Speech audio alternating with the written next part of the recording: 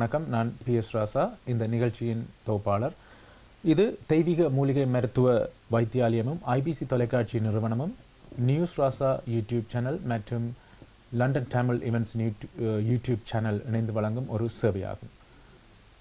இந்த நிகழ்ச்சியில் உயிரியல், உடலியல், உளவியல் தொடர்பான ஆரோக்கியம் தொடர்பாக தொடர்ச்சியாக பயணித்துக் கொண்டிருக்கின்றோம். இங்கே நமது தேடுதல்களை கேள்விகளாக கோர்த்து அதற்கான பதில்களை சித்த ஆயுர்வேத வைத்திய நிபுணர், பாரம்பரிய மருத்துவர் குருச்சரன் ஐயா அவர்களின் பதில்கள் மூலம் கேட்டறிந்து கொள்வோம். வாருங்கள். வணக்கம் ஐயா. வாழ்த்துக்கள் ராசா. அன்பர்களுக்கும் வாழ்த்துக்கள். நன்றி ஐயா. நாங்கள் மீண்டும் இன்னொரு நிகழ்ச்சியில் இங்கே சந்திக்கின்றோம். இந்த நிகழ்ச்சியானது சித்த ஆயுர்வேதத்தின் சிறப்பு, குறிப்பாக மருத்துவ சோதிடம் என்கிற ஒரு விடயத்தினை பார்க்க இருக்கின்றோம். இந்த மருத்துவ சோதிடம் என வரும்பொழுது மருத்துவம் மற்றும் சோதிடம் இரண்டும் கலந்த ஒரு விடயமாக பார்க்க இருக்கின்றோம். அதில் குறிப்பாக ஒரு முக்கியமான ஒரு கேள்வியாக இந்த சித்த ஆயுர்வேத பாரம்பரிய மூலிகை மருத்துவத்தை சிகிச்சையை அடைவதற்கு அதற்கான விதி பலன் வேண்டுமா என்கிற ஒரு கேள்வி ஒன்று இருக்கின்றது. ஆம், அப்படி இருக்கிறது நல்லது. என்னென்ன சார், இப்போது எல்லாருக்கும் இப்படி சொல்லுவோம், அந்த நாடி ஜோதிடம் காண்டம் கேள்விப்பட்டிருப்பீங்க. அது அந்த விரல் அடையாளத்தை கொடுத்தால் அவர்களுடைய பூர்வீகம் முழுக்க அவர் யார் என்னன்னு இல்லை, உலகத்தில் யார் யாருக்கு பெருவிரல் அடையாளம் இருக்கோ அவ்வளோ பேருக்கும் இது சொல்லப்படும், பலாபலன் சொல்லப்படும். அதே போன்று தான் இந்த சித்த ஆயுர்வேத மருத்துவம். கன பேர் நினைக்கிறது எங்களுக்கு நாங்கள் சித்த ஆயுர்வேதம் செய்தோம், சில பேர் சொல்லுவாங்க நாங்கள் சித்த வைத்தியம் செய்தோம், சில பேர் சொல்லுவாங்க நாங்கள் ஆயுர்வேத வைத்தியம் செய்தோம். ஆனால் இந்த வகையான இந்த சித்த ஆயுர்வேத மூலிகை இயற்கை வைத்தியங்கள் கிடைக்கப்படுறதுக்கு நிச்சயமாக ஒரு கொடுப்பினை வேணும். மற்றது பொதுவாக நவீன மருத்துவங்கள் மட்டுமில்லை, எந்த விதமான தங்களுடைய நோய்க்கு சிகிச்சை கிடைக்கிறதுக்கே ஒரு கொடுப்பினை இருந்தால் தான் அந்த சிகிச்சை கிடைக்கும். இப்போ நல்ல வைத்தியர், நல்ல மருந்து, நல்ல பாதுகாவலர் இருந்தால் இவ்வளத்தையும் நல்லா தீர்த்து கொள்ளலாம். அப்போது இதுக்கென்று ஒரு விதிப்பலன் இருக்குமா? அது உண்மையாண்டால் நிச்சயமாக இருக்கும். அந்த விதிப்பலன் இருந்தால்தான் அதை அடைய முடியும்ன்றதுக்கு நான் 2 உதாரணங்கள் சொல்லுவேன். அதான் குறிப்பாக இதில் தங்களுக்கு அதாவது அது எவ்வாறு, அதாவது உங்களிடம் வரும் அன்பர்கள் என அந்த நோயாளர்கள் வரும்பொழுது அவர்கள் எவ்வாறு வந்தார்கள் அல்லது அந்த உதாரணங்களை அங்கே குறிப்பாக கூற முடியுமாக இருந்தால் பயனுள்ளதாக இருக்குது. ஆம் ராசா, இதுக்கு உதாரணங்கள் உண்டு. என்னட்டு பலதரப்பட்ட மக்கள் வருவாங்க. அதில் சாதாரணமாக சுகப்படுத்தக்கூடிய நோய்களுக்கு நாங்கள் சாத்திரம் பார்க்க வேண்டிய அவசியம் கிடையாது, சோதனங்கள் பார்க்க வேண்டிய அவசியம் கிடையாது. அவங்களுடைய கால பலன் எப்படி இருக்குன்னு இல்லை. இப்போ மூட்டு வலி அல்லது முதுகு பிடிப்பு இப்படியான சாதாரண விஷயங்களுக்கு வந்தால் அதுகளுக்கு நாங்கள் பார்க்க வேண்டியதில்லை. ஆனால் டெர்மினல் இல்னஸ் என்று சொல்லக்கூடிய அவங்களுடைய வாழ்க்கை சரிதம் முடிவடைகிற ஒரு கட்டத்தில் வர்றவங்களுக்கு அந்த அவங்களுடைய கால பலன்களை பார்த்து செய்கிறது நிச்சயமாக நல்ல பலன் கொடுக்கணும் என்று சொன்னால், என்கிட்ட வந்த அன்பர்கள் நான் கொஞ்சம் பேர் சொல்லலாம். அதில் முதலாவது ஆள் என்று சொன்னால், இப்போ கிட்டத்தில் இப்பயும் கடவுளேன்னு நல்லாக வாழ்ந்து கொண்டிருக்கிறாங்க. அவங்களுக்கும் சொல்லப்பட்டது குறிப்பிட்ட மாதங்கள் தான் இவருடைய வாழ்க்கை காலம் உண்டு. அப்போ வந்த உடனே நான் என்ன சொன்னேன் இப்படி இன்னார்கிட்ட போய் உங்களுடைய கால பலனை பார்த்துட்டு வாங்க, அது உங்களுக்கு உதவிகரமாக இருக்கும். ஏன்னா நீங்கள் என்ன செய்கிறீங்கன்றதை உங்களுக்கு தெரிஞ்சு கொள்ளக்கூடியமாக இருக்குமெண்டு. அப்போது அவங்க கேட்டாங்க, இப்படி அது பார்த்துட்டு வார வரைக்கும் நீங்கள் செய்ய மாட்டீங்களா? நான் சொன்னேன், இல்லை, எனக்கு ஒரு உணர்வு இருந்தது, சரி நாங்கள் ஸ்டார்ட் பண்ணலாம், ஆனால் நீங்கள் பாருங்கள் இது எப்படி போகுது, எவ்வளோ காலம் என்ன மாதிரின்னு பாருங்கள் அப்படின்னு சொல்லிட்டு அவங்க அதை பார்த்துட்டு வந்தாங்க. அவங்களுடைய நாடி காண்டத்தை பார்த்துட்டு வந்தாங்க. எல்லாரும் சரியாக சொல்லுவாங்கன்னு இல்லை, இது நான் சொல்லிவிட்ட ஆக்கள்கிட்ட அவங்க போனதால், ஏண்டா என்னுடைய அனுபவத்தில் அவங்க சரியாக சொல்லக்கூடியவங்க. போனாங்க, போயிட்டு கேட்டுட்டு வந்தாங்க. அவங்களுக்கும் சந்தோஷம், எனக்கும் சந்தோஷம். என்னென்னு சொன்னால், அது சொல்லப்பட்ட பலாபலன் என்றால் இவர் இதுக்குள்ளே இருந்து மீண்டு வருவார், பல காலங்கள் வாழ்வார், இந்த நோய் நிலையிலிருந்து முழுதாக இல்லாட்டிலும் 80% அந்த நோயிலேருந்து வந்துடுவார். அதுக்கு பிறகு சின்ன சின்னனான அது பாதிப்பு இருந்து கொண்டு தான் இருக்கும். ஆனால் அந்த 20% நோய் பாதிக்கிற அளவுக்கு அவருக்கு இருக்காது. ஆனால் அவருடைய ஆயுள் காலம் நீடிக்கும் நல்லபடியாக அப்படின்னு சொல்லியிருந்தேன். அது எனக்கு சரியான சந்தோஷமாக இருந்தது. அதே மாதிரி அவங்களும் அதை நம்பினாங்க. அப்படி நம்பிக்கைகளில் வந்து இன்னும் மருந்து செய்து கொண்டிருக்காங்க. அவர்களுக்கு கொடுக்கப்பட்டது வந்து மிக சொற்பமான மாதங்கள்ல. ஆனால் இப்போ வருஷக்கணக்காக நல்லாக வாழ்ந்து கொண்டிருக்காங்க. இடைக்கிட தொய்வுகள் கொஞ்சம் இதுகள் ஏற்பட்டிருந்தான் என்று சொன்னால் இது டெர்மினல் இல்னஸ் என்றால் அந்த பாதிப்புகள் இருக்கும். அது உண்டு. பிறகு இன்னொரு விஷயம், அந்த இது சின்னஞ்சிறு உலகம் என்று சொல்லுவாங்க. இட்ஸ் அ ஸ்மால் ஆஃப்டர் என்று சொல்லுவாங்க. அது மாதிரி நான் பேஷண்ட் கன்ஃபிடென்ஷியாலிட்டின்னு ஒன்று இருக்குது தானே, அது நோயாளர்களுடைய இது. அப்போ நான் ஒருவரை பற்றி வெளியில் பேச முடியாது. ஆனால் சும்மா ஒருவர் என்று சொல்லலாமே தவிர இன்னார் அப்படி என்று நான் பேசக்கூடாது. எனக்கும் அது விருப்பம் இல்லை. ஆனால் இன்னொரு ஆளுக்கு ஒரு நன்மை நடக்கும்னு சொன்னால் இப்படி வேறொரு ஆளுக்கு இப்படி நடந்திருக்குன்ட்டு அவர் பேரை சொல்லாமல் சொல்கிறது நல்லது. அப்போது எங்களுடைய டைரக்டர் ஸ்ரீட்டை தான் நான் பேசிக்கொண்டிருந்தேன். நான் சொன்னேன் இப்படி இன்ன இடத்துலேருந்து வந்தவங்க என்னிட்ட ரொம்ப கெஞ்சி கேட்டாங்க வைத்தியம் செய்ய சொல்லி. ஆனால் எனக்கு ஏதோ ஒரு உணர்வு இருந்தது வந்து முதல்ல அவருக்கான பலாபலனை பார்த்துட்டு வாங்கன்னு சொல்லிட்டு நான் அவர்கிட்ட திரும்ப திரும்ப சொல்லியிருந்தேன். அவங்களுக்கும் அவங்க சொன்னாங்க இல்லையா நீங்கள் தொடங்க நாங்கள் பார்க்குறோம்னு சொல்லியிருந்தேன். நான் சொன்னேன் இல்லை நீங்கள் பார்த்துட்டு வாங்க அதுக்கப்புறம் நான் தொடங்குறேன்னு சொல்லியிருந்தேன். இப்படி இல்லை நான் சொன்னேன் நீங்கள் டைம் வேஸ்ட் பண்ணாதீங்க, இன்னார் தான் டக்குன்னு செய்யுங்க. அப்போது ரொம்ப கொடுத்து கொண்டு இருந்தாங்க. எத்தனையோ மார்னிங் நான் காலையில் முதலாவது கோழி அவங்களோட கொள்ளான்னு வரும் வந்து அந்த அம்மா ரொம்ப அழுவாங்க. இது ஐயா எங்களோட குடும்பத்தை பார்த்ததே எங்களுடைய சகோதரர் தான், அவர் கண்ணுக்கு முன்னால் அவதிப்படுறதை என்னால் பார்க்க இல்லாமல் இருக்குது அப்படின்னு சொல்லிட்டு ரொம்ப இதாச்சுவாங்க. எனக்கும் அது மன கஷ்டமாக தான் இருந்தது. அப்போ நான் சொன்னேன், அம்மா நான் இந்த பணத்துக்காக செய்கிறதா இருந்தால் உங்களை போய் இப்படி எல்லாம் அலைஞ்சி அங்கெல்லாம் சீட்டு வாங்கன்றாங்க, வந்த வரைக்கும் லாபம் வந்து நான் உங்களுக்கு மருந்தை தந்து போட்டு அதுக்கு சார்ஜ் பண்ணி போட்டு போயிடுவேன். ஆனால் என்னை பொறுத்த மட்டும் என்னட்ட மருந்து எடுத்தால் அவர் நோய் சுகமாகணும், அவர் நல்லாக வாழணும். அப்போ அப்படி வாழாத ஒருவருக்கு நான் மருந்து கொடுத்தால் அது என்னால் காப்பாற்ற முடியாமல் போயிட்டு ஒரு இது இருக்குது. அதனால் இது என்ன டெர்மினல் இல்னஸ் இது. அப்போ டெர்மினல் இல்னஸ்னு வரும்பொழுது குறிப்பாக என்ன வகையான வேறு தானே இருக்குது? அவருக்கு குடல் புண், அது கேன்சர் ஆகிட்டு, ஸ்டொமக் கேன்சர் ஆகிட்டு, அந்த ஆயிட்டுது. அப்போ அப்படி என்று பிறகு கொஞ்ச நாளாக அவங்கள்ட்ட கோல் வர இல்லை.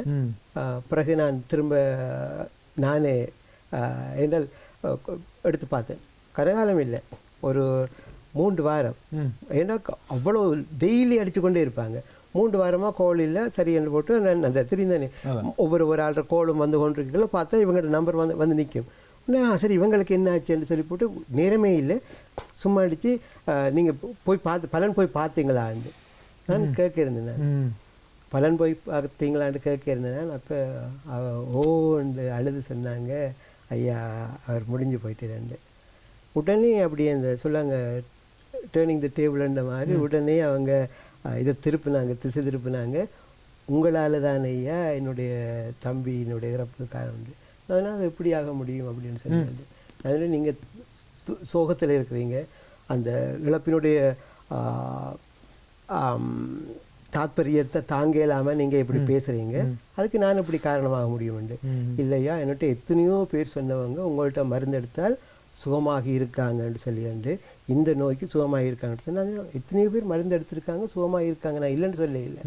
ஆனால் உங்களுடைய தம்பி சுகமாகுவேராண்டு தான் அங்கே கேள்விக்குறியாண்டு. அப்போ அவங்க நீங்கள் என்னத்தை வச்சு சொன்னீங்கண்டு நான் சொன்னேன். அப்போ அவங்க சொன்னவங்க தாங்க அங்கேருந்து ட்ராவல் பண்ணியே வரேன்னு சொல்லி நான் நீங்கள் ட்ராவல் பண்ணியே வர வேண்டாம் ஏன்னு அதுக்கு முதல்ல பலனை பாருங்க. நானும் ஒரு பிடிவாதமாக சொன்னேன் பலனை பாருங்கன்னு. அவங்க கேட்டாங்க நீங்கள் என்னத்தை வச்சு வர என்ன எதை கொண்டு நீங்கள் சொன்னீங்க வர வேண்டாம்னு சொல்லியாங்க. நீங்கள் ஒன்று நோய் நிலையை சொன்னீங்க, மற்ற இதுக்கு மேலே நாங்கள் பேச வேண்டாம், இது வந்து நாங்கள் விளங்கப்படுத்த முடியாத விஷயம். அது சொன்னால் அப்படி விளங்கப்படுத்த முடியாத விஷயம் என்னன்னு கேட்டேன். அப்போ நான் சொன்னேன் அந்த ஞானம் என்று சொல்லி. அப்போ நான் சொன்னேன் ஒரு தாயினுடைய அது ஒரு குழந்தையினுடைய பசியை தாய் எப்படி அறியும் என்று சொன்னால் பார்த்து கேட்டு அப்படி என்று இல்லை, எவ்வளோ தூரத்தில் இருந்தாலும் அது அந்த இது வரும். அது மாதிரி நீங்கள் சொல்லிக்கல எனக்கு ஒரு உணர்வு வந்தது என்று சொன்னால் இவருக்கு நான் தட்சணையை வாங்கிட்டு நான் மருந்து கொடுத்தால் இவரை காப்பாற்ற முடியுமான்றது எனக்கு ஒரு சந்தேகம் வந்தது. அதனால தான் போய் பார்க்க சொன்னேன் உங்களை அப்படின்னு. அந்த சந்தேகம் உங்களுக்கு எப்படி வந்தேன் நான் சொன்னேன் இது அவர்களும் விடுவதாக இல்லை, அவ்வளோ பெரிய அழுகையும் பெரிய இல்லை. அது ஒரு ஆச்சரியமான ஒரு கேள்வி தானே இல்லையா? எவ்வாறு உங்களுக்கு வந்தது அப்படின்னு புரிய வைக்கவே இல்லை. ராசா நீங்கள் ஒரு மாம்பழத்தை சாப்பிட்டீங்க, நான் அந்த மாம்பழத்தை சாப்பிட்டதில்லை. நான் கேட்குறேன் ராசா மாம்பழத்தினுடைய சுவையை விளங்கப்படுத்துங்கள். நீங்கள் சொல்கிறீங்க நீங்கள் அது ஐயா இனிப்பாக இருக்கும்னு சொன்னால் பலாப்பழம் இனிப்பாக இருக்கும், வாழைப்பழம் இனிப்பாக இருக்கும். ஐயா இது நல்ல வாசனையாக இருக்கும்னு சொன்னால் வாழைப்பழம் வாசனையாக இருக்கும், பலாப்பழம் வாசனையாக இருக்கும். ஐயா இது வந்து நல்ல சதையாக இருக்கும் அப்படின்னு சொன்னால் எல்லாமே அதே மாதிரி தான் இருக்கும். ஆனால் மாம்பழம் வந்து மாம்பழம் தான். அந்த மாம்பழத்தை நீங்கள் இப்படி வெட்டி எடுத்து எனக்கு ஒரு துண்டு தந்து அதை நான் சுவைத்து சாப்பிட்டு இது மாம்பழம் என்று நான் உணர்ந்தாலே தவிர உங்களுக்கு வார்த்தையால் அதை வர்ணிக்க முடியாது. இது மாதிரி தான் இந்த சோதிட மருத்துவம் என்றது. அப்போ மருத்துவ சோதிடம் என்றது. நீங்கள் சோதிட மருத்துவம்னு சொன்னாலும் சரி, மருத்துவ சோதிடம் என்றாலும் சரி, ரெண்டும் பின்னி பிணைந்தது. என்று சொன்னால் ஒருவருக்கு ஒரு நோய்க்கு ஒரு சிகிச்சை அமையணும், இதுக்கான மருந்து இருக்கணும் என்று சொன்னால் அதுக்கான பலன் இருக்க வேணும் என்று தான் நான் நம்புகிறேன். நான் நம்புகிறேன்னு சொன்னால் சித்த ஆயுர்வேதம் ஒழுக்கமாக கற்ற அனைவருமே அப்படித்தான் நம்புவாங்க.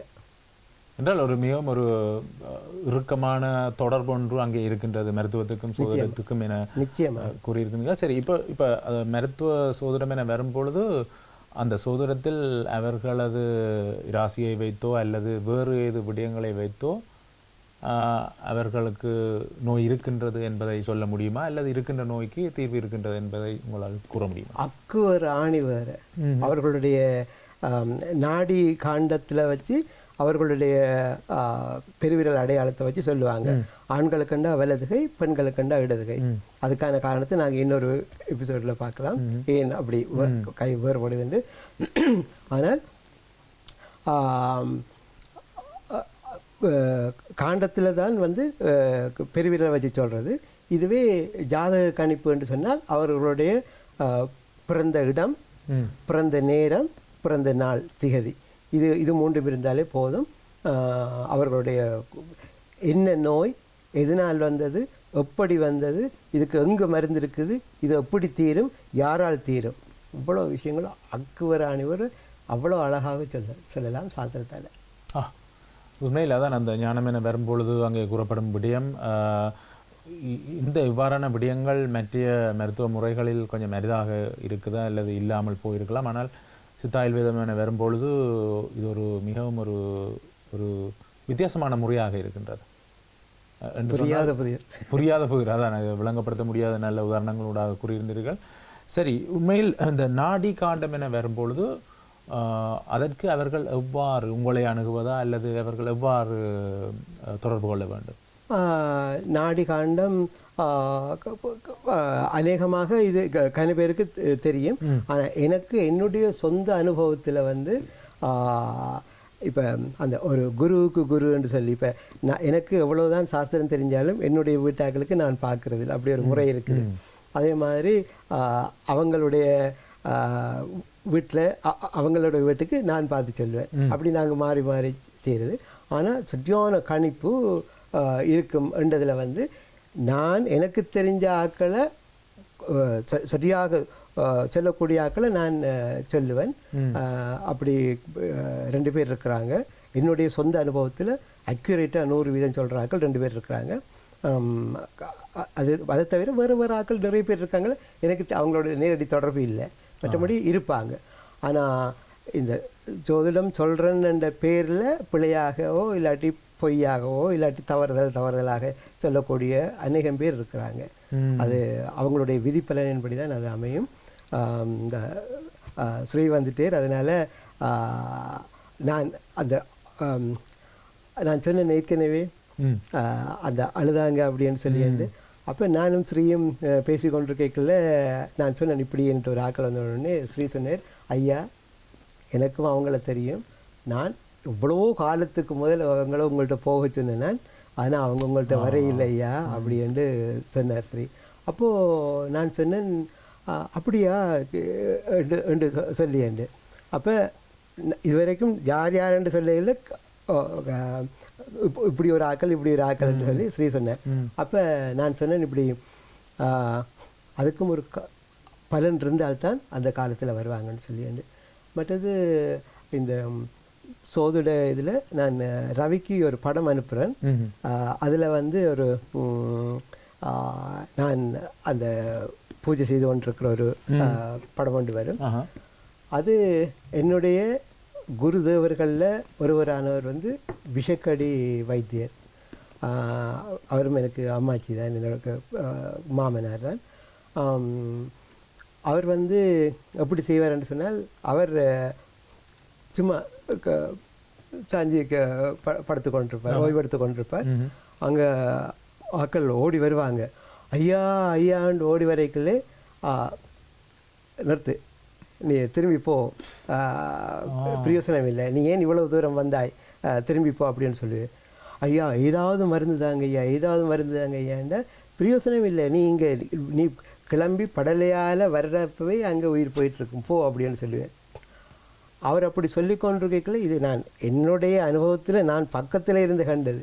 அவர் அப்படி சொல்லி கொண்டிருக்கல, அவருக்கு பின்னால் அவங்களுக்கு பின்னால் ஆட்கள் ஓடி வருவாங்க, முடிஞ்சு போயிட்டு வாங்கன்னு கூட்டிகிட்டு போகிறதுக்கு. அப்போ எனக்கு ஆச்சரியமாக இருக்கும், அவர் சொல்கிறார், கண்ணுக்கு முன்னுக்கு இப்படி நடக்குது, இப்படி இதை எப்படி சொன்னார் என்றால், எல்லாமே பாடல்கள், எல்லாமே சித்தர் பாடல்கள் அதில் சொல்லப்பட்டிருக்கும்.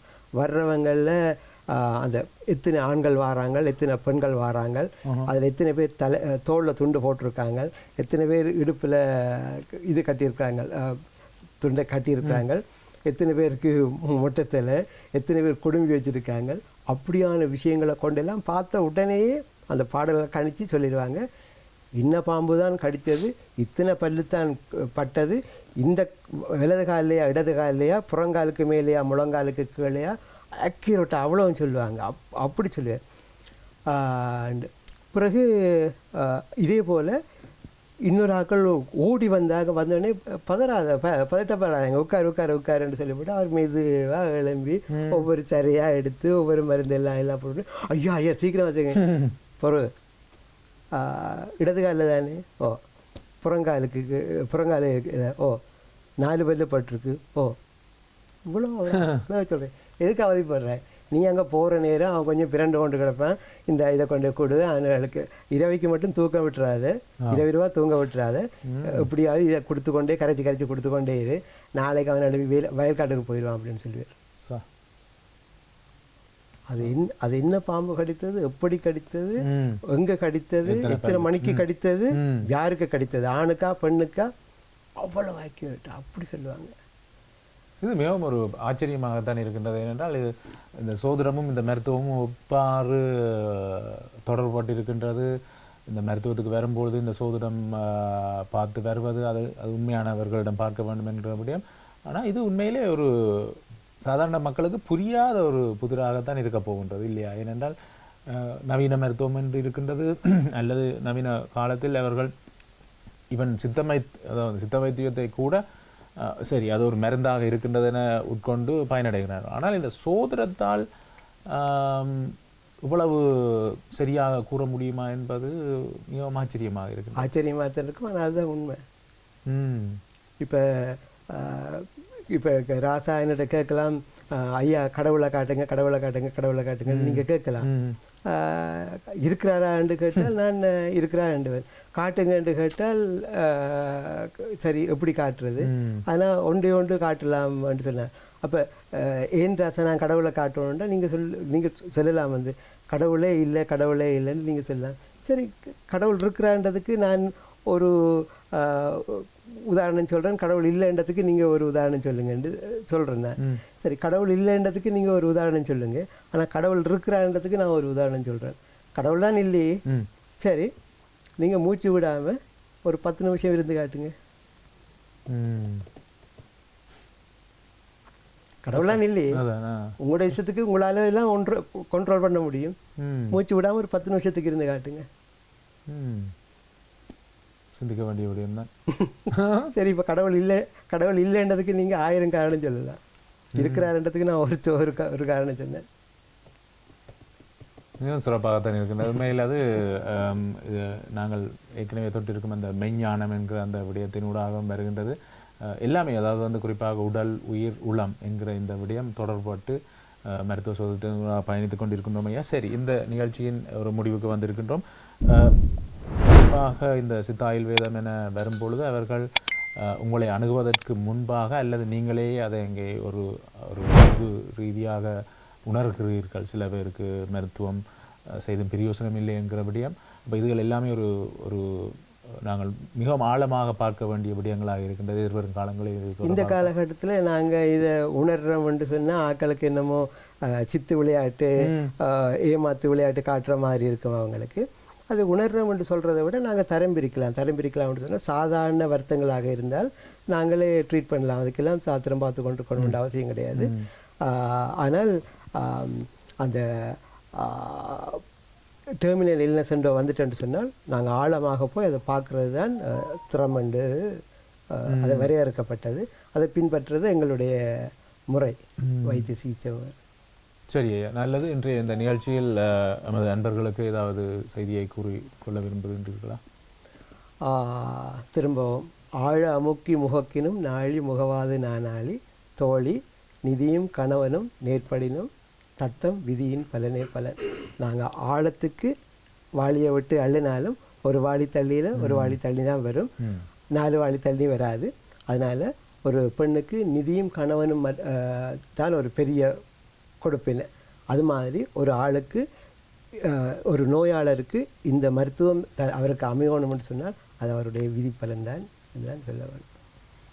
சிறப்பு. உண்மையில் எங்களுடன் தொடர்ச்சியாக பயணித்துக் கொண்டிருக்கின்றார் சித்த ஆயுர்வேத வைத்திய நிபுணர் பாரம்பரிய மருத்துவர் குறிச்சரன் ஐயா அவர்கள். அவர்களது நேரமும் இவ்வாறான இந்த தேடல்களும் நமது நேயர்களுக்கு மிகவும் பயனுள்ளதாக அமைந்து கொண்டிருக்கின்றது. அதனால் இன்றைய இந்த நிகழ்ச்சியிலிருந்து விடைபெற்றுக் கொள்வோம் ஐயா. நன்றி, வணக்கம். வாழ்த்துக்கள் ராசா. அன்பர்களுக்கும் எனது வாழ்த்துக்கள். நாம் நேயர்களே, உண்மையில் இன்றைய இந்த நிகழ்ச்சியில் சித்த ஆயுர்வேதமும் அதன் மருத்துவம், அதாவது மருத்துவ சோதனம் என்பது தொடர்பாக தொட்டிருக்கின்றோம். இது தொடர்பான பல விடயங்களினை நாங்கள் எதிர்வரும் காலங்களில் குறிப்பாக சில உதாரணங்களினூடாக பார்த்து அதனை ஆழமாக பார்க்க இருக்கின்றோம். அதுவரை எங்களுடன் தொடர்ச்சியாக இணைந்திருங்கள். எங்களது யூடியூப் காணொலிகளை பார்த்து அதனூடாக பயனடையுங்கள் என கேட்டுக்கொண்டு இன்றைய இந்த நிகழ்ச்சியிலிருந்து உங்களிடமிருந்து விடைபெற்று செல்கின்றேன். PS ராசா. மீண்டும் இன்னொரு நிகழ்ச்சியில் சந்திப்போம். நன்றி, வணக்கம்.